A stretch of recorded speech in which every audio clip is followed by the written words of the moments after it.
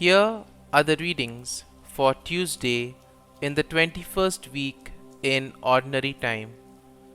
Today's first reading is from the second letter to the Thessalonians, chapter 2, verses 1 to 3a and 14 to 17. And the Gospel is from the Gospel of Matthew, chapter 23, verses 23 to 26. The first reading, a reading from the second letter to the Thessalonians. We ask you, brothers and sisters, with regard to the coming of our Lord Jesus Christ and our assembling with Him, not to be shaken out of your mind suddenly, or to be alarmed either by a spirit or by an oral statement, or by a letter allegedly from us, to the effect that the day of the Lord is at hand. Let no one deceive you in any way. To this end, He has also called you through our gospel to possess the glory of our Lord Jesus Christ. Therefore, brothers and sisters, stand firm and hold fast to the traditions that you were taught, either by an oral statement or by a letter of ours. May our Lord Jesus Christ Himself and God our Father, who has loved us and given us everlasting encouragement and good hope through His grace, encourage your hearts and strengthen them in every good deed and word. The word of the Lord. Thanks be to God.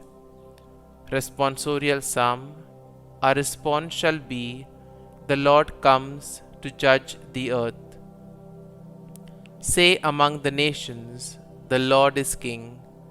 He has made the world firm, not to be moved. He governs the peoples with equity. Response: the Lord comes to judge the earth. Let the heavens be glad and the earth rejoice. Let the sea and what fills it resound. Let the plains be joyful and all that is in them. Then shall all the trees of the forest exult. Response: the Lord comes to judge the earth. Before the Lord, for He comes to rule the earth. He shall rule the world with justice and the peoples with His constancy. Response: the Lord comes to judge the earth. Gospel acclamation. Alleluia, Alleluia.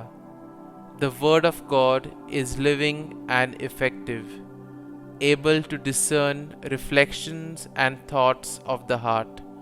Alleluia, Alleluia. A reading from the Holy Gospel according to Saint Matthew. Jesus said, Woe to you, scribes and Pharisees, you hypocrites! You pay tithes of mint and dill and cumin, and have neglected the weightier things of the law, judgment and mercy and fidelity. But these you should have done without neglecting the others. Blind guides, who strain out the knot and swallow the camel. Woe to you, scribes and Pharisees, you hypocrites! You cleanse the outside of cup and dish, but inside they are full of plunder and self-indulgence. Blind Pharisee, cleanse first the inside of the cup, so that the outside also may be clean. The Gospel of the Lord. Praise be to you, O Lord Jesus Christ.